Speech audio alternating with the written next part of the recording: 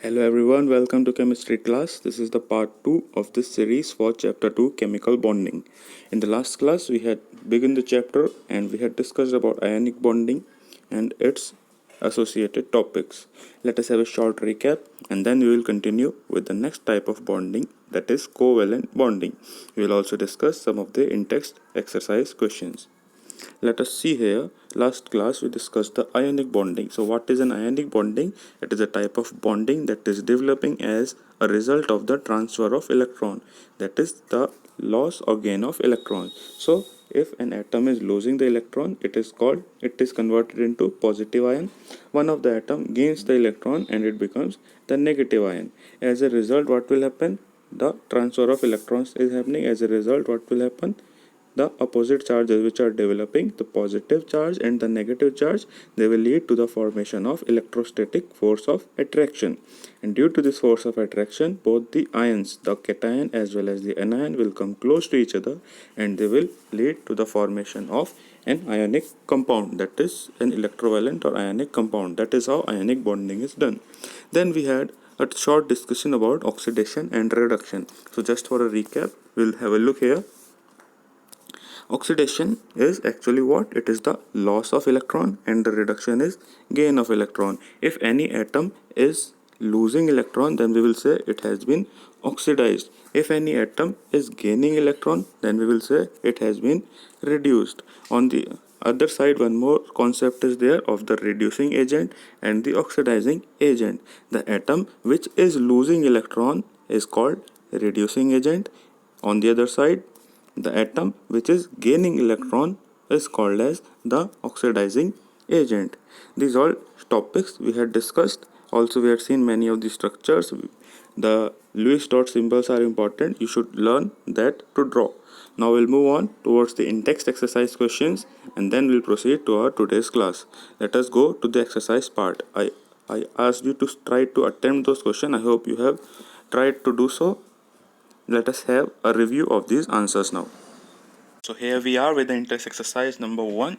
Let us begin. Question number 1. How do atoms attain noble gas configuration? That is simple question. Noble gas configuration can be attained by loss, gain or sharing of electrons. That is how bonding also take place. Question number 2. Define. Definition they have asked: chemical bond, electrovalent bond and the covalent bond. Definition straight away you can take a note from the book itself. You can see here as well. Let us move on to question 3. What are the conditions for formation of an electrovalent bond? So the condition for the ionic bond, first one, there should be valency 1, 2 and 3 on one of the atom, that is electropositive element. The another one should have the valency 5, 6 or 7, that is the electronegative element. The second condition is the electronegativity difference should be high difference in electronegativity should be there. One atom should be electropositive, another one should be electronegative. That is why we can also say these bonds are taking place between metal and non-metal. Metals are electropositive and the non-metals are electronegative. The third condition is there should be low ionization potential, that is for the metals, that is electropositive element. Another atom should have high electron affinity. One atom that is electropositive should have low ionization potential. Another one that is electronegative element, it should have high electron affinity. Just in case of sodium chloride, for example. So all these three conditions are followed. Sodium having valency 1, chlorine having valency 7. Sodium and chlorine both are having their position in different groups. Sodium from group 1, chlorine from group number 17. That is why a high electronegativity difference is there. And the third condition, sodium is an electropositive element. Group 1 is having very low ionization potential.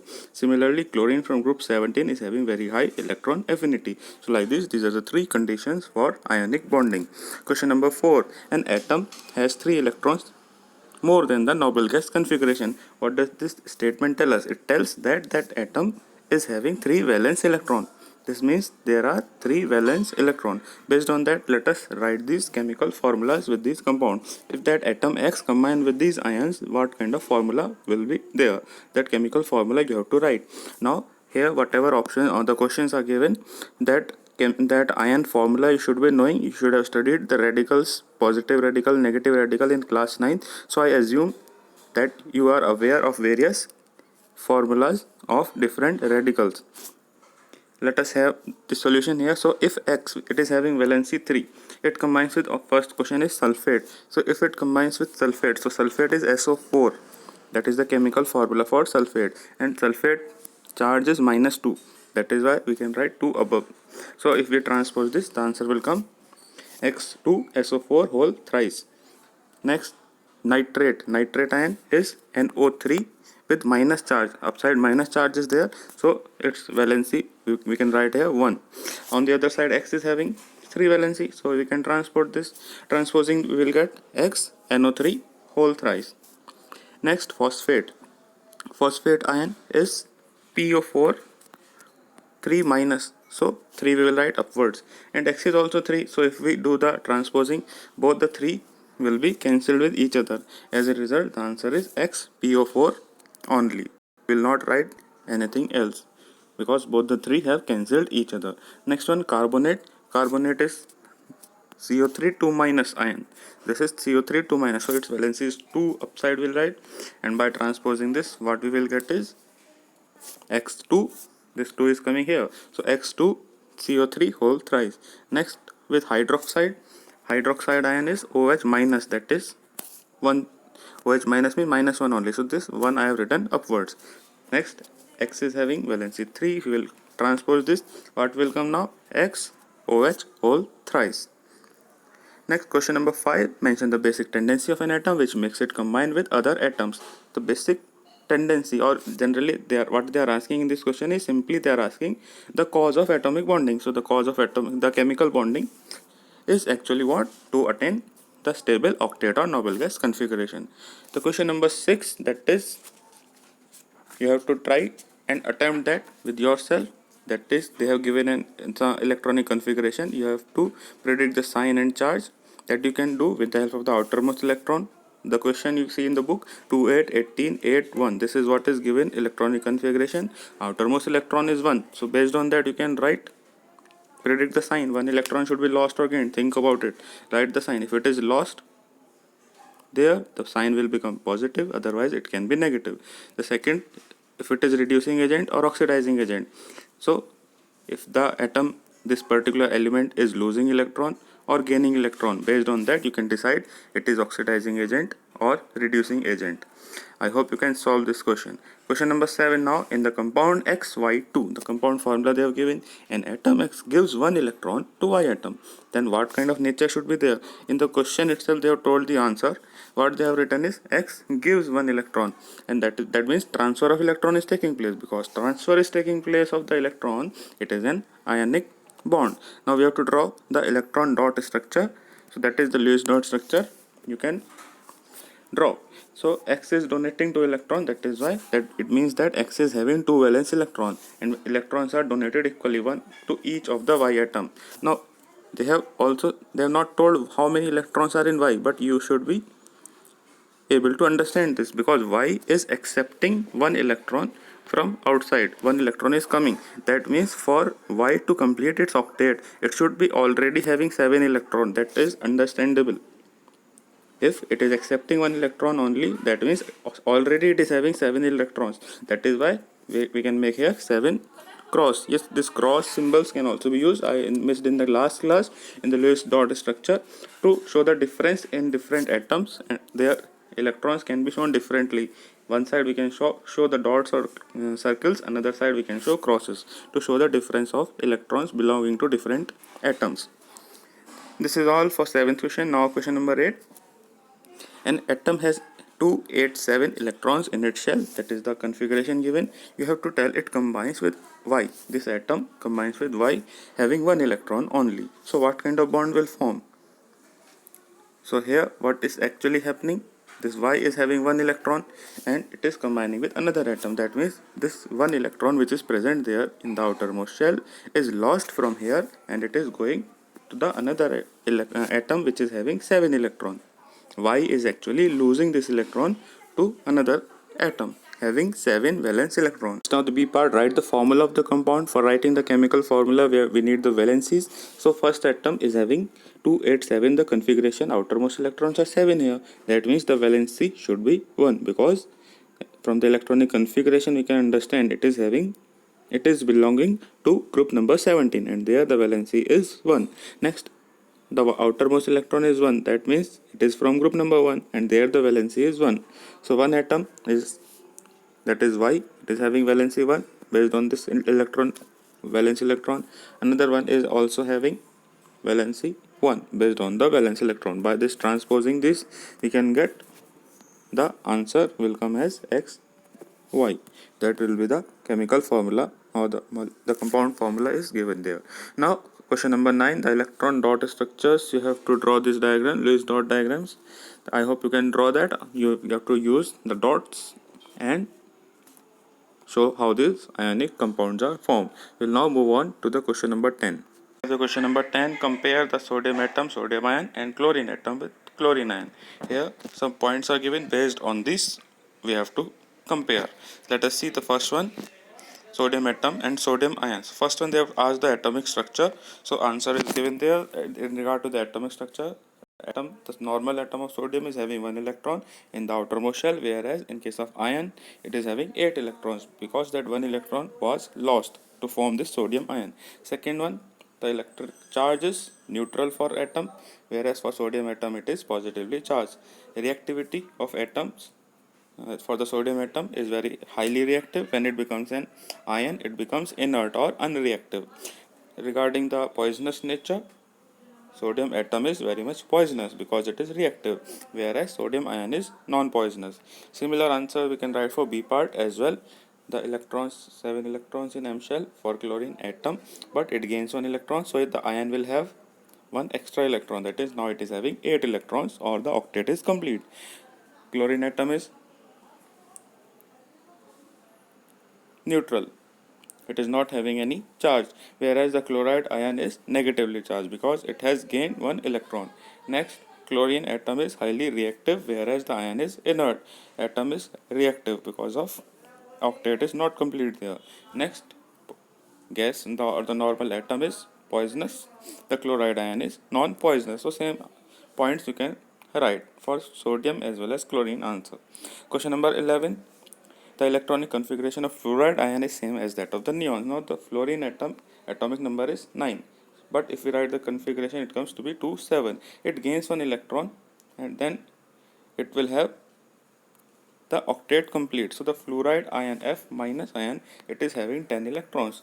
Another one, neon atom is also having 10 electrons. So if both are having 10 electrons, what is the difference? The difference is that fluoride is having minus charge, whereas neon atom is not having any charge. So the answer is fluoride ion is negatively charged, neon atom is neutral, no charge is there. The question number 12, I hope you can solve it by yourself. The equations are given there and you have to tell it is oxidation or reduction. As the definition has been explained regarding the loss and gain of electron, you see if the atom is gaining electron or it is losing electron, and based on that you can write it is oxidation reaction or reduction reaction. In the 13th question, now they have asked the same definitions. What is redox reaction? Explain oxidation and reduction. So the redox reaction definition is given there. After that, oxidation and reduction for both one equation has been mentioned. Oxidation is what? It is the loss of electron. So for the 12th question also you can use this. You can see electron is written on the product side, that means electron has been lost, the atom is converted to ion. So if any normal atom is converting into ion by loss of electron, then we can say that it is oxidation reaction. Next, reduction is given there. Equation you can see here, it is the gain of electrons. The ion is accepting the electrons, and you can see copper atom in this equation forming on the product side. So like this equation if you see, then we can say it is reduction. This is for a hint for your question number 12 to solve it. Next, now question number 14. Here the equations are given. Redox reactions have been given. We have to divide this into oxidation and reduction half reaction. Means we have to break the single equation into two parts and show which part is about oxidation, which one is about reduction. So here all these have been given, oxidation and reduction regarding these equations. Next one, now question number 15. The atomic number and of chlorine and potassium both are given, and they both these elements react to form a compound. On the basis of the electronic concept, means electronic configuration, we have to explain oxidation, reduction, oxidizing agent and reducing agent. So we have to explain this concept based on the compound that is formed by the reaction of potassium and chlorine. So first in the solution we can see there the equation we have to write. What compound is formed by potassium and chlorine? Both of these joined together and potassium chloride KCl is formed. Then we will see now how this reaction is happening. See, chlorine is belonging to group number 1, it is having 1 valence electron. Chlorine is belonging to group number 17, it is having 7 valence electron. So chlorine will accept 1 electron from potassium. Potassium having 1 electron in the valence shell, it will be lost, that 1 electron is lost from there, and chlorine accept that. So that is all is what is going on in this reaction. First part now, oxidation is shown by the equation. K gives K plus electron. So this potassium is losing the electron. This lost electron is now accepted by chlorine to form Cl minus anion. So this is both oxidation and reduction. Next, oxidizing agent. What is oxidizing agent? Here you can see, and the reducing agent as well. So the one which is accepting the electrons, chlorine is accepting the electron. So because it is accepting electron to form Cl minus anion, that is why it is called as oxidizing agent. On the other side, another one, here it is given reducing agent. It is providing the electron, it is giving its electron. From where the electrons are lost, that is potassium. So because potassium is losing the electron, that is why potassium is called as the reducing agent. That is all for this answer. So all the in-text exercise answers we have done, and in doubts again you have, or you want explanation again, you can write in the comments. I will explain the same answer again in the upcoming video. Let us now move on to the next topic of this chapter, that is covalent bond, and we will also see the different type of covalent bond and different compounds under the covalent bonding. Let us begin the topic of the day. So here we begin the topic of the day, covalent bonding. Unlike the ionic bonding where it is involved about the transfer, that is loss or gain of electron, covalent bonding is about sharing of the pair of electron between the different atoms. Here sharing of electrons is done by different atoms which are participating to form a particular compound. So definition is given here as given in the book. The covalent bond is the chemical bond that is formed between two combining atoms by mutual sharing of one or more pairs of electrons. You have to remember, electron pairs are shared. In this you can see in this diagram, in the center, this electron pair is equally shared by both the atoms. It is a part of both the atoms now. That is called as mutual sharing of electron pair. Now single pair, double pairs or three pairs can be shared, that we will see now in the upcoming part of this topic. So if there is mutual sharing of one or more pair of electrons, then it leads to the formation of covalent bond, and as a result of the covalent bond, whatever compound is forming, it is called as the covalent compound.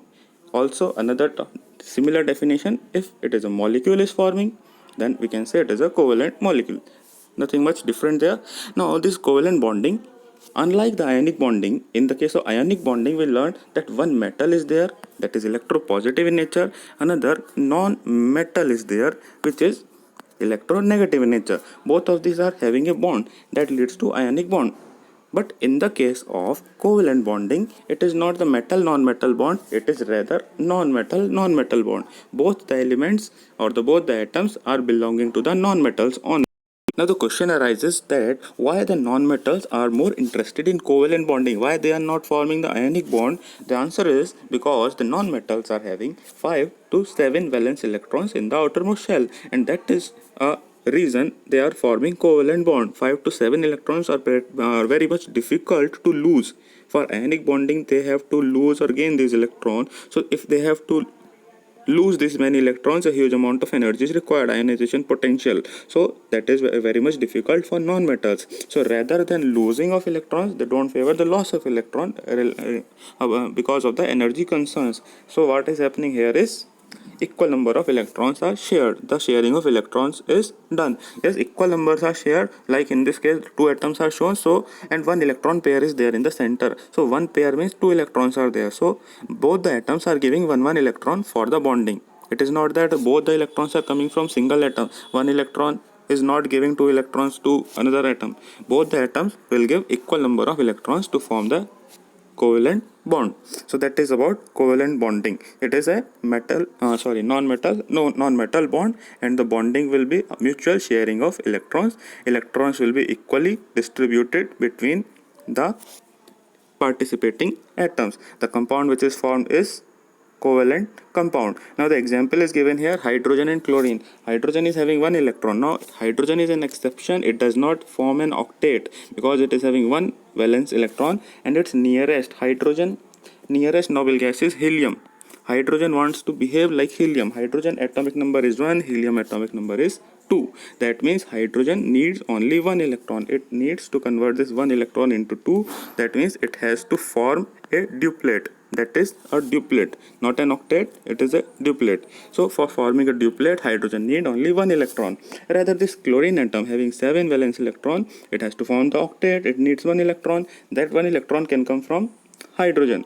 So now hydrogen will share its electron with that of the chlorine. Chlorine is having 7 valence electrons. 6 is complete on 3 sides, one will come in the center, and now both are giving 1 electron to each other. Not exactly giving, they are sharing 1 electron each. So now, just a minute here. Now this electron which has come from chlorine, it will also behave, or it will act like it is a part of hydrogen atom. So for hydrogen, now it is duplet is complete. Similarly, another electron that is coming from hydrogen, it will also behave like it is a part of chlorine. So now for chlorine also octet is complete. So both hydrogen as well as chlorine are happy now. Hydrogen duplet is also complete and chlorine octet is also complete by this sharing of electrons. So that is what is happening in the covalent bonding. Now here hydrogen and chlorine both are different elements. This covalent bonding can also take place between the atoms of the same type. How? You will see here now chlorine atoms. 2 chlorine atoms are joining together or forming a covalent compound. How it is happening here? You can see, let me zoom in here. Here you can see chlorine electrons, here also 7 valence electron. Now this last electron which is not in the form of a pair, these both will be shared among these, and here you can see that electron pair has formed, and now both the atoms are equally having 8 electrons each. Both are having 8 electrons. Here you can see 8 electrons are there for first hydrogen atom.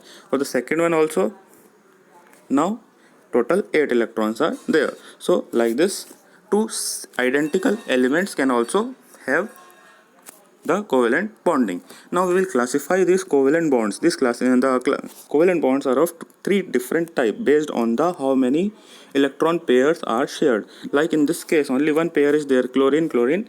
In the center you can see only 1 electron pair is there. So because 1 pair is shared, we can say only single covalent bond is there. If 2 pairs of electrons are shared, 2 pairs of electron means 4 electrons total. If 2 pairs of electrons are shared, then it is a double covalent bond, and the third, that is 3 electron pairs are shared, that is 6 electrons in total. Then 3 electron pairs will lead to triple covalent bond. Let us see one by one. Quickly we will see. First one, now single covalent bond. Single covalent bond is by the sharing of 1 pair of electrons, and how we will represent it? We will represent it by a single line, a dash. For example, hydrogen and chlorine example we saw just now. Hydrogen and chlorine both are sharing 1 electron pair, so we will show the bond in the form of a dash, H, then single bond, then Cl atom we can write. Some more examples are given here. HH, hydrogen, HCl, hydrogen and chlorine bond, FF, that is fluorine bond is formed there. So single electron pair, here in the image you can see single electron pair is shared. Next one, now the double bond. Some more examples you can have a look in your book. Now double covalent bond. In the double covalent bond, what is happening? 2 electron pairs are shared. 2 electron pair are here. Let me zoom. Here you can see 2 pairs of electrons are shared. So So that is where in the carbon oxygen double bond and oxygen oxygen double bond. The molecule in detail, the structure of this compound will have a look at the end when we will summarize the covalent bond. At the end we will see. Now we are seeing only the nature of bonding. So this is how double bond. So double bond is represented by this double line. Clear? Here you can see how it is written. So oxygen bond with another oxygen atom, or it can be a carbon oxygen bond. The third one is triple bond, that is between two atoms which are sharing 3 electron pairs. So here you can see 3 electron pairs are there. One is dot, that is coming from this. Another one is cross, that is coming from this. This is done to show the difference of electrons so that you can understand better. They have shown these electrons. First nitrogen atom electrons they have shown in the form of cross. Second one they have shown in the form of dash. So first electron pair is there, second is there, third is there. Total 3 electron pairs are shared. As a result, this is a triple bond. Triple bond is represented in the form of 3 lines. In the form of 3 lines. This is how the 3 types of bonds are complete now. There are certain compounds which are a group of different kinds of bonds. Like for example, ethene molecule. Here some part has been erased. So for example, ethene molecule, it is having double bond in center and single bond on the corners, that is with hydrogen atoms on all 4 sides. So in the center double bond is there and all the 4 sides single bond is there. So it can be, there are many compounds which are a combination of different type of bond. In the same compound you can have single, double, triple, all kind of bond can also be there in the same compound only. So based on the concept of covalent bond where the sharing of electron is there, we have a definition for covalency. What is covalency? It is the number of electrons which are taking part in the shared electron pairs. That is how many electrons are utilized for forming the covalent bond. That is called as covalency. You may recall the definition of electrovalency. That is in the case of ionic bond, electrons are transferred. How many electrons are transferring? That is electrovalency. And how many electrons are forming the electron pair or forming the covalent bond? That is called as covalency. Now, having been discussed about the types of bond, there is one more category. We can categorize the covalent bond in another category, that is based on the polarity of bond. Based on that, what is polarity, and based on that the classification we will see. For understanding the covalent polar and non-polar bonds, let us have a look at this diagram here. Here the electrons are shared, that we have understood in covalent bond, but we have to take a note of the electronegativity difference between the participating atoms. If this electronegativity difference between the participating atoms to form covalent bond is between 0.5 to 1.7, these values are from the Pauling scale of electronegativity. So if the difference is between this much, then the polar covalent bond is formed. But if the electronegativity difference is very less, that is less than 0.5, then the non-polar covalent bond is formed. Greater than 1.7, that means loss of electron will take place, that is ionic bond, that is a separate thing. So let us have a look now in detail about the polar and the covalent the non-polar covalent bond. What is actually this difference about? So the ionic bond, as you already know, it is the complete transfer of electron. Next one, now the polar and the non-polar. We have just now understood the covalent bonding is mutual sharing of electron. It is the sharing of electron. Both the polar and the non-polar covalent bond sharing only is done. But sometimes what happens, one of the participating atom is more electronegative and the other participating atom is less electronegative. The one which is more electronegativity is what? It is the ability to gain electron. So chlorine is having more ability to gain the electron towards itself. Hydrogen is weak in that case. It is not more electronegative as compared to chlorine. Because of that, electronegativity difference will develop. As a result, there will be shifting of electrons towards chlorine atom, because chlorine is more stronger in case of electron attraction. In simple terms we can say it has more ability to attract the electrons. So based on this only, what will happen? Unequal sharing of electrons. Sharing will take place, but that sharing will be unequal. More part of the electron will move towards chlorine atom. As a result, what will happen now? You can see here delta positive and delta negative. These are partial charges. Partial positive charge and partial negative charges will develop on these atoms. Full positive charge is coming in case of ionic compound. Here you can see positive charge, but it is not positive here. It is partial positive. So partially positive means it has not completely lost. Electron has moved away from hydrogen, but still it is a part of hydrogen only. It has not completely gone away. That is why we have written partial positive charge. Similarly here, negative charge in chlorine, but in this case of the chlorine, it has attracted the electron, but still it has not made that electron its own only. It is still a part of hydrogen also. Still sharing is going on. That is why it is partial negative charges are coming here. So if the partial charges are coming positive and negative charges, this is what is leading to polarity. Opposite poles have been created. One side partial positive charge is coming, one side partial negative charge is coming. Opposite poles are created, and that is why this molecule is called as polar molecule. And two poles are created, that is why we will say a dipole has been created. Di means two, so two poles have been created. This is what is called as a dipole has been created in the case of the polar covalent compounds. Next one, the non-polar ones. The non-polar ones, both are similar in the case of the electronegativity, so there will be equal sharing of electron. If equal sharing is there, no tension is there, no need of any charges there. Here some kind of tension is developing. Hydrogen thinks that my electron will go away now, so some tension develops. It leads to positive charge. In simple terms I am trying to explain. So in the case of polar covalent compounds, some partial charges are coming, leading to the formation of dipole. In the non-polar covalent compound, equal sharing is there. As a result, no need of any charges there. That is, in simple terms, we have understood. Look at the non-polar covalent compounds in detail now. So in the case of the non-polar compounds forming covalent bonding, what is happening is equal sharing is there. Sharing will take place equally.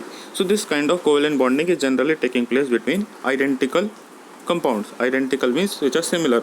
The compounds or the elements are generally similar, and both of these will have a very less electronegative difference because they are similar. So generally we can say in a nutshell that the elements which are close to each other in the periodic table, which are close to each other, they will have very less electronegative difference. As a result, they will form non-polar covalent compound. All these molecules, the diatomic molecule, hydrogen, chlorine, oxygen, all these are actually non-polar covalent compounds. Why is it so? Because of the very less electronegative difference. So these are the summary points there. First one, electrons are shared equally. Next, both are equally attracted. Equal sharing is there now. Why they are equally attracted? Because of less electronegativity difference. As a result, what will happen? The electrons are shared at an equal distance. The atoms will not try to drift the electron toward itself. None of the atom will try to do that. That is done in polarity. Now polarity is developed in the case of the polar compound. Here it is not done. Electron pair is exactly in the center of the molecule. That is the case of the non-polar covalent compounds. Next one now, the polar covalent compounds. In the case of the polar covalent compounds now, what is happening? One atom is more stronger with regard to electronegativity. So the stronger atom will try to pull the electron pair towards itself, and here you can see it is exactly in the middle. Here somewhat it has drifted towards one side, towards the electronegative one. So here more electrons will be there. More electrons are coming here on one side. That leads to what? Partial negative, delta negative charge will come. Because of more electron, delta negative charge will come. On the other side, here on the atom A, what is happening? Electrons effect is coming less because its own electron is moving away now. So as a result, what will happen? On this side, delta positive charge will come. Opposite charges are coming now. These are not complete charge, these are partial charges only. So as a result, what will happen? Pole or a dipole is created. It leads to the formation of polarity, and hence we can say it is a polar covalent compound. Don't confuse this with ionic bonding. In the ionic bonding, complete transfer is taking place. Totally electron is gone on the other side. That is, the more electronegative element gains that electron. That is separate thing. So this is about the polar covalent compound. You can do the reading part. Same concepts have been given in the book as well. Have a look at one of the example given here about hydrogen chloride. So in the hydrogen chloride, it is a polar molecule. Polar covalent bonding takes place here. You can see the electronegativity for hydrogen is 2.2 according to the Pauling scale. With regard to the chlorine, it is 3.16. So if we find the difference, it will come out to be around 0.9. That is around 1 only, exactly close to 1. So that is why if it is above 0.5 and up to 1.7, the electronegativity difference between 0.5 to 1.7, if between this the value of electronegativity difference is there, then we will say it is a polar bond. So one of the atom is more electronegative. It will pull the electron pair toward itself. It will not fully gain that electron, still it will pull this electron pair towards itself. It will lead to the formation of partial positive and partial negative charge. That is why we can say it is a polar covalent compound. Another examples are given here regarding the polar ones: water molecule, ammonia molecule, hydrogen fluoride. In this case, electronegativity differences between the atom. In the case of this water, oxygen, hydrogen atom are having high electronegativity difference. Here oxygen is not there, nitrogen is there. So nitrogen and hydrogen electronegativity difference is high. Similarly, hydrogen and fluorine. In every case, the same concept is there. One important thing, when we are mixing this polar compounds, the compounds which are having polar covalent compounds, when we are mixing this in water, they will convert into ions. They will form ions. That is what is leading to the process of ionization. The covalent compounds are converted into ions on dissolving them in water. Whenever they are dissolved in water, they will form ion. For example, NH3, that is ammonia. When we will mix this water, this will convert into ion. It will form NH4 plus. Similarly, other compounds are also doing. They will form some sort of ions. Now here the summary is given for the covalent bond and the polar covalent bonds as well. So the more the electronegativity difference, the more the polar nature will be there. Maximum electronegativity difference will lead to maximum polarity and vice versa. Second one is given there, the polar covalent compounds, because opposite poles are found, that is why it is called as a dipole molecule, that already we have discussed. Here we will have a look now. The summary is given for the covalent compounds. Electrons are shared in covalent compounds, but these covalent compounds are of two types. One is non-polar. In the non-polar ones, electrons are shared equally. Because they are shared equally, they are at equal distance from each other. And when this non-polar compounds are formed, when the electronegativity difference is less than 0.5. And because electrons are shared equally, there is no need of any charges that are developing. Rather, they are developing in the case of polar, because the electrons are not at equal distance. One atom is more electronegative, another is less electronegative. The more electronegative atom drifts the electron pair towards itself, leading to the dipole moment. That is all for polar covalent compound. I hope it is clear to you now about the polar and the non-polar compounds. The last topic regarding the covalent compounds is given here, that is about the conditions for the formation of a covalent bond. What are the conditions that are required? First thing is 4 or more electrons should be there, starting from carbon family to the halogens. All these are the non-metals, and all the non-metals are interested in covalent bonding. Reason earlier we have discussed. Second thing, all should be highly electronegative. All should have high electron affinity. Next, high ionization energy. If ionization energy is high, then they will be more interested in gaining the electron. Otherwise, they will lose electron easily. So they should not lose electron. They should have high ionization energy. The last one, the electronegativity difference, we have to take in our concern. It should be 0 or negligible in case of the covalent compounds. It should not be very high. So students, it's now time to wind up today's session. Today we have discussed the various relevant topics regarding covalent compounds, how the bonding is done, what is covalent bond. Then we saw that there were different types of covalent bonds: the single bond, the double covalent bond, and the triple bonds. Then we have a look on covalency. The topic we covered further was non-polar and the polar covalent compounds. Here you have to take note of the difference in electronegativity, that is what causes two types of poles to be formed in the polar covalent compounds.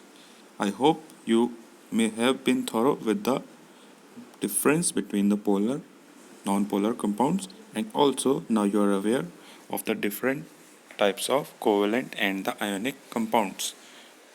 That is all for today's session. In the upcoming class, we will be discussing the structures of some covalent molecules, and furthermore we will keep on moving forward in our chapter, and next video we will also solve the exercise in text questions. That's all for today. Thank you.